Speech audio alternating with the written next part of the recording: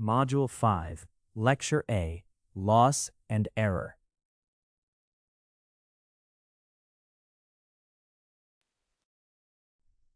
By the end of this lecture, you will be able to define a loss function as a numerical measure of prediction error, compute simple loss values for individual predictions in regression and classification examples, and explain why training focuses on reducing average loss across a dataset.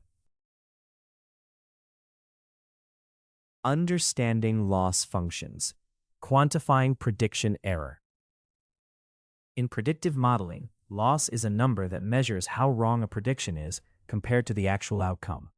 Small loss values mean the prediction is close to correct, while large values mean it is far off. This turns the idea of being incorrect into a precise quantity that algorithms can work with. By adjusting the model to reduce this loss, its predictions become more accurate over time. In many prediction tasks, errors do not all matter equally, so we assign each mistake a numerical value that reflects how severe it is. This value is called the loss, and it measures not just whether a prediction is right or wrong, but how bad the error is in that specific situation. By turning errors into numbers, algorithms get clear feedback, where lower loss means better predictions. The model can then compare different settings and adjust itself to reduce this loss and improve its performance over time. Prediction error is like a penalty the model receives for each incorrect prediction, with small penalties for minor mistakes and larger penalties for serious ones. For example, slightly misjudging the chance of rain or loan repayment leads to a small penalty, while being very wrong leads to a much bigger one.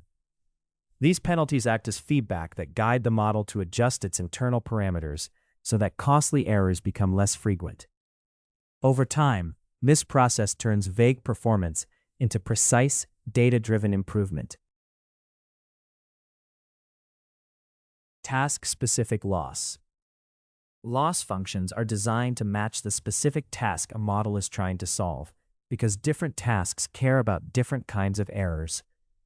For predicting house prices, the loss measures how far the predicted price is from the actual price. For classifying emails as spam or not, the loss measures how well the predicted categories match the true categories. In each case, the loss calculation is customized to the nature of the task and the importance of different errors, so it aligns with the real goals of the prediction problem.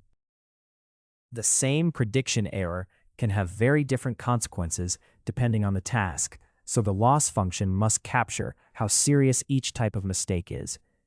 In medical diagnosis, missing a serious condition is much worse than a false alarm, so the loss should penalize misdiagnoses more heavily. In credit scoring, approving a risky loan that later defaults is more costly than rejecting a safe applicant, so the loss should reflect that priority. By building these real-world costs into the loss function, we train models to focus on avoiding the most critical errors for the specific application. Task-specific loss functions are designed so model training matches how success is measured in the real world. In recommendation systems, the loss encourages ranking relevant items higher. In energy demand forecasting, it penalizes underestimates more heavily to avoid blackouts. In language translation, it rewards outputs that match fluent human translations in both meaning and grammar. By tailoring the loss to each task's true evaluation criteria, these models achieve better practical performance. Sample loss calculations. A loss function measures how far a model's prediction is from the actual value. For example, if the real temperature is 20 degrees and the model predicts 23, the loss is the difference of 3 degrees. And if it predicts 19, the loss is 1 degree. By turning each prediction error into a numerical value, the loss function lets us compare how well the model performs across different predictions and days. A loss function measures how far a model's prediction is from the actual value. For example, if a car really costs $10,000 and the model predicts $9,000, the loss is $1,000. And if another car costs $20,000, but the model predicts $19,500, the loss is $500. Larger differences mean bigger mistakes. There are different ways to compute this loss, but the essential idea is always the same. Compare the true outcome with the prediction and output a number that represents the cost of the error. In classification tasks, loss calculations measure how well a model predicts categories. For example, in an email spam filter, if the true label is spam but the model predicts not spam, we assign a loss of 1, and if the prediction is correct, the loss is 0. This converts each prediction's correctness into a numerical value, making the model's overall performance easy to evaluate and compare. Understanding regression loss. Comparing predictions and targets. In regression, loss measures how far a model's prediction is from the actual outcome. The prediction is the model's estimated value, while the target is the real observed value. For each example, the loss is calculated from this difference. A small difference means low loss and good performance, and a large difference means high loss and poor performance. This turns prediction errors into numerical values that quantify how well the model is doing. When we use a model to predict something like car fuel efficiency, there is usually a difference between the predicted value and the true value. A small difference means the model did fairly well, while a large difference means the prediction was poor. Regression loss functions turn these differences into numerical values that measure how far off each prediction is from the actual result. By looking at these loss values across many examples, we can systematically evaluate how well the model is performing. In regression tasks, we compare each prediction to the actual outcome for that data point, always in its proper context and units. For example, a model might predict blood pressure in healthcare or electricity demand for a city in energy applications. The loss for each example measures how far the prediction is from the true value. By turning these differences into loss values, we create a common way to describe model errors across many domains, whether the quantities involve money, temperature, or fuel efficiency. Y-squared errors. In regression, we often measure prediction error by taking the difference between the predicted and true values and then squaring it, which makes the error non-negative and emphasizes larger mistakes. This is important in tasks like predicting house prices, where a small difference from the true price is acceptable, but a much larger difference is more serious. By squaring the errors, large mistakes contribute much more to the overall loss, so the model is pushed to correct them more strongly during training. Squared error is widely used because it changes smoothly as predictions change, which makes it well suited for optimization. Small adjustments to a prediction cause small, predictable changes in the squared error without sudden jumps. This smooth, continuous behavior lets gradient-based methods follow clear paths to update model parameters and steadily reduce loss. As a result, training remains stable and the model is guided toward more accurate predictions. Squared errors are useful when large mistakes are much more harmful than small ones. For example, in predicting medication dosages, a tiny error may not matter, but a big error can be dangerous. By squaring the error, the loss function makes large mistakes count far more than small ones. This pushes the model to focus on avoiding big errors, leading to more reliable and safer predictions.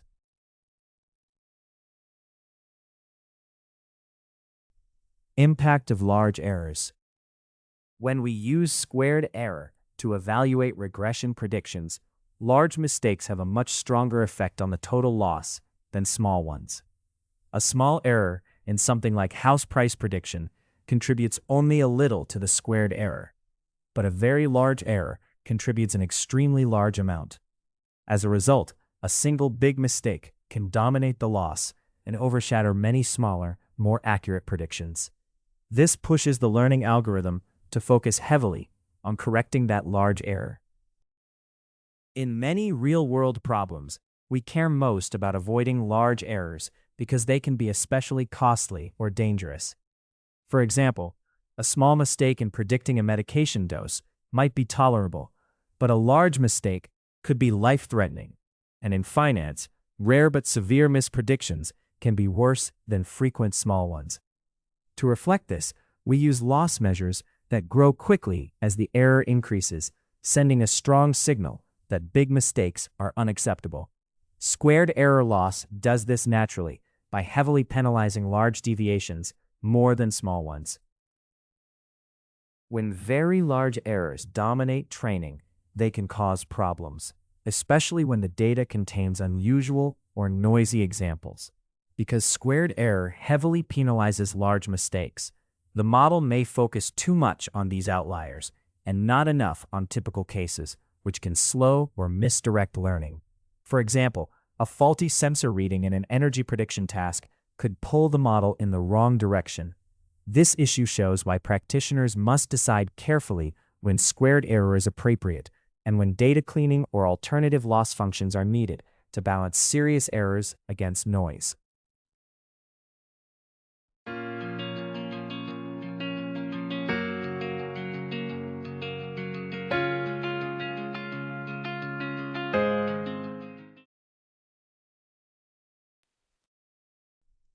Python code. Impact of large errors. This script visually demonstrates how squared error behaves in regression. It compares small and large prediction errors and shows how, when errors are squared, the larger mistakes contribute far more to the total loss. As a result, a few big errors can dominate the overall error measure. We begin by importing two key libraries to prepare our working environment. A numerical library is used to handle efficient number crunching and array operations, which is important for the calculations in this script. We also import a plotting library to create graphs and other visualizations so we can see and analyze our results. Together, these tools provide the foundation for both numerical computation and graphical representation in the tasks that follow. We begin by creating an array of true house prices using a numerical computing library.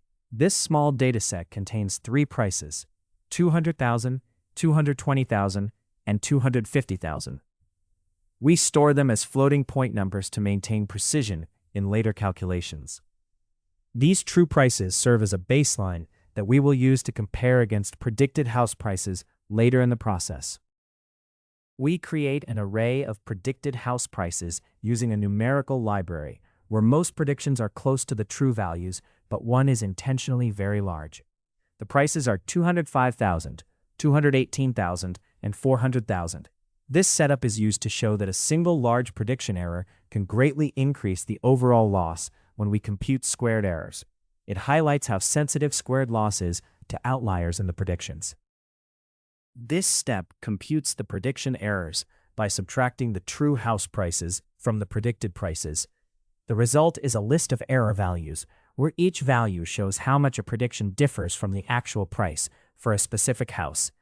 These errors tell us how far off the model's predictions are from reality and form the basis for analyzing and improving the model's performance. The code computes squared errors by taking each error value and squaring it. Squaring is important because it makes larger mistakes count more than smaller ones. This highlights predictions that are far from the true values and shows how strongly they affect the overall loss. As a result, significant deviations in predictions become more prominent in the analysis. We start by looking at the true house prices and then compare them to the predicted prices. To measure how accurate the predictions are, we compute the errors by subtracting the true prices from the predicted values. We then square these errors to highlight larger mistakes more strongly. Finally, we add up all the squared errors to get the total squared loss, which shows how much the predictions deviate overall, and how a single large error can heavily influence this loss. We create labels for each house so they can be shown clearly on the horizontal axis of the bar chart. This means making a list of short text descriptions such as House 1, House 2, and House 3. These labels let us quickly see which bar belongs to which house, making the chart easier to read and interpret. We create a bar chart to compare the squared errors for each house, using a clear, well-sized figure so the differences are easy to see. Each bar represents one house, and we assign colors to highlight their errors. The first two houses, which have relatively small squared errors, are shown in green. The third house, which has a much larger squared error, is shown in red to draw attention to its strong influence on the overall loss.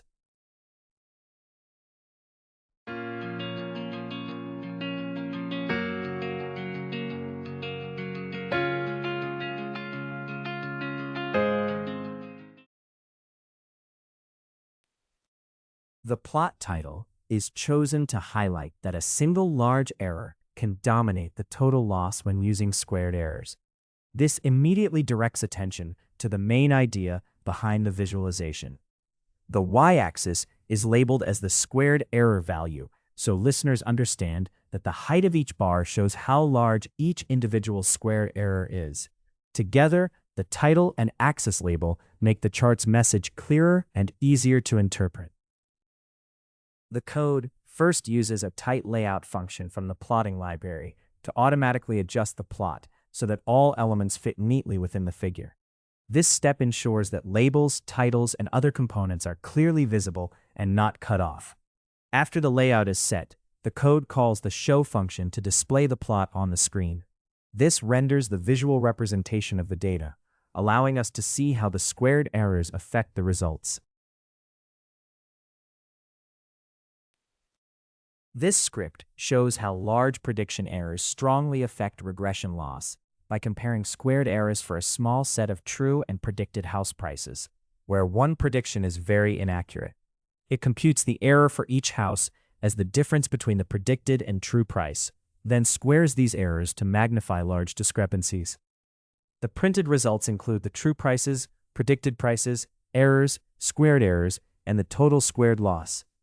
Together with a bar chart that highlights the largest squared error in red, the output makes it clear that a single large mistake can dominate the overall loss. Understanding classification loss. Correct versus incorrect labels. In classification tasks, we measure loss by checking whether the model's predicted label matches the true label for each example. If the prediction, such as spam or benign, matches the actual label, the classification is correct and the loss is low. If it does not match, the classification is incorrect and the loss is high. This simple correct versus incorrect idea is the basic way we capture prediction error and serves as the foundation for more advanced loss functions used across many domains. When training a model, we care about how well it performs over an entire dataset, not just on single predictions. For tasks like medical triage or wildlife monitoring, some predictions will be correct and others will be wrong. We assign low loss to correct predictions and high loss to incorrect ones, then average these losses to get one number that summarizes overall performance. Training means adjusting the model to reduce this average loss so it becomes more accurate and reliable across all examples. To align model training with real-world performance, we focus on how often the model's labels are correct or incorrect across many examples. If a language act frequently mislabels vocabulary, or a fraud system often misses fraudulent transactions, users lose trust, even if some predictions are right. By defining a loss based on label accuracy and averaging it over the whole dataset, we reward models for being consistently accurate. This encourages them to reduce incorrect labels in many different situations, improving overall reliability and trustworthiness. Counting classification errors. To evaluate a model, you can measure how often it makes incorrect predictions. For each data point, record a 0 if the prediction matches the true label, and a 1 if it does not. In a setting like medical screening, you test the model on known cases and count how many times it is wrong. Then divide the total number of errors by the total number of cases to get the error rate, such as 80 wrong out of 1,000, giving an 8% error rate. This turns many individual decisions into one clear measure of performance for the whole dataset. Counting classification errors helps connect a model's behavior to real-world outcomes. Stakeholders usually care about how often a system makes mistakes over time, not just a few correct predictions. For instance, a small error rate might be acceptable for a personal spam filter, but harmful in a business setting. By averaging errors across all examples, we get a measure of typical user experience, which helps us tune the model's parameters to reduce overall incorrect predictions rather than focusing on isolated cases. When training models, we aim to minimize the average error across the whole dataset rather than fix individual mistakes. Focusing on a single error can easily make performance worse on many other examples, especially in complex tasks like image recognition, news categorization, or routing support tickets. By targeting the overall error rate, we encourage broad, balanced improvements instead of narrow fixes. This provides a stable training signal and helps the model become consistently accurate across all the data. Confidence-weighted penalties. When evaluating model predictions, we care not only about whether they are correct, but also about how confident the model is in each decision. Models often output probability scores that represent this confidence. A correct prediction made with low confidence is very different from a correct prediction made with high confidence. And a highly confident wrong answer is more serious than a hesitant mistake. Confidence-weighted penalties use these confidence levels to adjust the loss, punishing confident errors more strongly and uncertain errors less, which provides more informative feedback than simply counting right and wrong predictions. In a medical diagnosis system, wrong predictions do not all have the same impact, so the loss function should penalize them differently based on the model's confidence. If the system predicts no disease with very high confidence and is wrong, that mistake is critical and should receive a large penalty. If it is only moderately confident and still wrong, the penalty should be smaller. By scaling penalties with confidence, the average loss reflects not just how often the model is wrong, but also how serious its errors are in important situations. When training models, we do not just count how many predictions are wrong. Instead, we reduce the average loss weighted by how confident the model is. This encourages the model to be highly confident when it's correct and more cautious when it's unsure.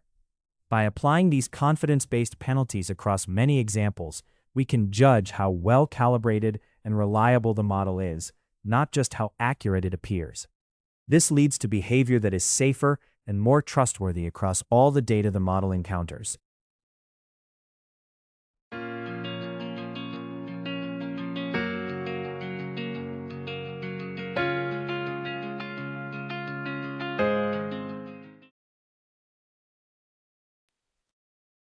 Python code, confidence-weighted penalties. This script demonstrates how classification penalties can depend on prediction confidence. It compares simple accuracy, which only checks whether predictions are right or wrong, with a confidence-sensitive loss that also considers how sure the model is. The focus is on the average loss computed over several small prediction examples. This helps show why confidence-weighted loss can provide a more informative evaluation than accuracy alone. We begin by importing the numerical computing library NumPy. This tool is designed for efficient work with numerical arrays and fast mathematical calculations. It provides the core data structures and operations that the rest of the script relies on. Without it, the upcoming data handling and computations would be much harder to implement and run efficiently. We begin by defining the true labels for our classification task as a NumPy array, where each entry gives the actual class of an example. The labels use the values 0, 1, and 2 to represent different classes.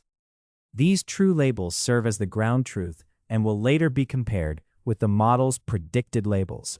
This comparison allows us to evaluate how well the model is performing on the classification task.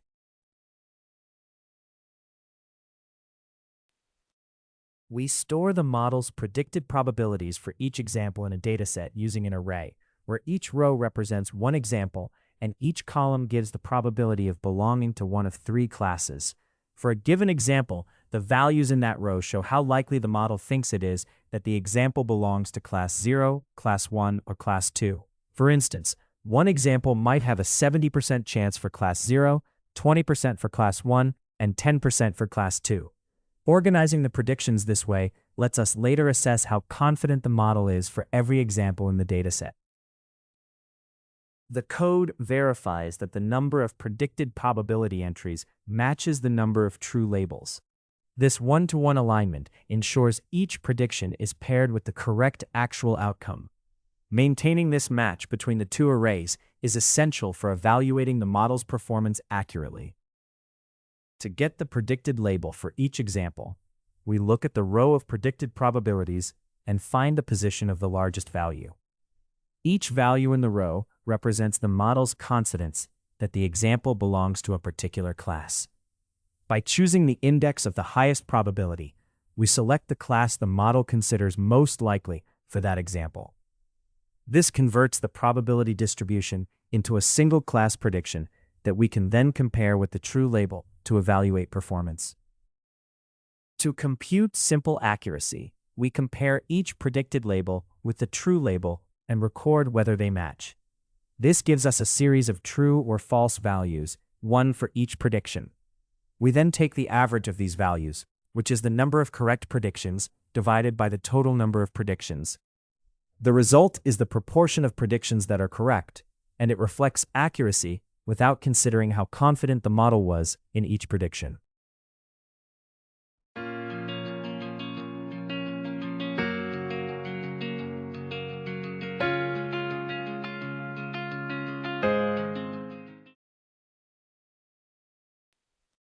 To avoid problems when computing logarithms, we introduce a very small constant called epsilon. This tiny value is added so we never try to take the logarithm of 0, which is undefined. By including epsilon in our calculations, we can safely compute logarithms without running into mathematical errors. We extract the probabilities that the model assigns to the correct class for each example by using the array of predicted probabilities and aligning it with the true labels. For every example, we select the probability that corresponds to its actual class label. This gives us a set of values that show how confident the model is in its correct predictions. We can then use these values to evaluate the model's confidence and reliability. We use a clipping operation from a numerical library to keep the predicted probability for the correct class within a safe range, never below a tiny epsilon value and never above 1. This prevents the probability from becoming exactly 0, which would make the logarithm undefined. By enforcing these bounds, we maintain numerical stability in later steps, especially when computing the negative log likelihood used in confidence-weighted loss. In this step, we compute a confidence-weighted loss using the negative log likelihood. We take the natural logarithm of the probability the model assigns to the correct class for each example, then apply a negative sign to turn this into a loss value. This loss grows larger when the model is very confident but wrong, so it penalizes overconfident mistakes more strongly. As a result, it provides a more informative measure of performance than simple accuracy. We compute the average loss by taking the mean of all individual loss values, which gives a single measure of how confident and accurate the model's predictions are overall. This average summarizes the general quality of the model's performance. Converting this mean to a standard floating point number makes it easy to use in later analysis or reporting. We report the model's simple accuracy, which is the fraction of predictions that exactly match the true labels. This metric is computed by directly comparing predicted labels to the actual labels. It provides a clear measure of how often the model is correct. However, it doesn't reflect how confident the model is in those predictions. The code prints each individual loss value, which represents a penalty scaled by the model's confidence in its prediction. These values are converted into a simple list format, so they are easier to read and interpret. By examining these confidence-weighted penalties, you can see how strongly each prediction is penalized and gain insight into the model's behavior beyond just its overall accuracy. We report the average confidence-weighted loss to summarize how well the model's predicted probabilities match the true labels. This metric reflects not just whether predictions are correct, but how confident the model is in those predictions. By focusing on this average loss, we gain a clearer view of the overall quality of the model's confidence, beyond what simple accuracy can show. This script compares simple accuracy with a confidence-weighted penalty in a classification task. It starts with true labels and predicted probabilities for 3 classes, then chooses the predicted label with the highest probability for each example, and computes accuracy by checking how many predictions match the true labels. It then calculates a confidence-based loss using the negative log likelihood of the probability assigned to the correct class, which captures how confident the model is when it is right or wrong. Finally, it prints the accuracy, the individual loss values, and their average to show that evaluating a model should consider both correctness and confidence, not accuracy alone. In this lecture, you learn to define a loss function as a numerical measure of prediction error, compute simple loss values for individual predictions in regression and classification examples, and explain why training focuses on reducing average loss across a dataset. In the next lecture, Lecture B, we will go over fitting and overfitting. Thank you for your attention. See you all in the next lecture.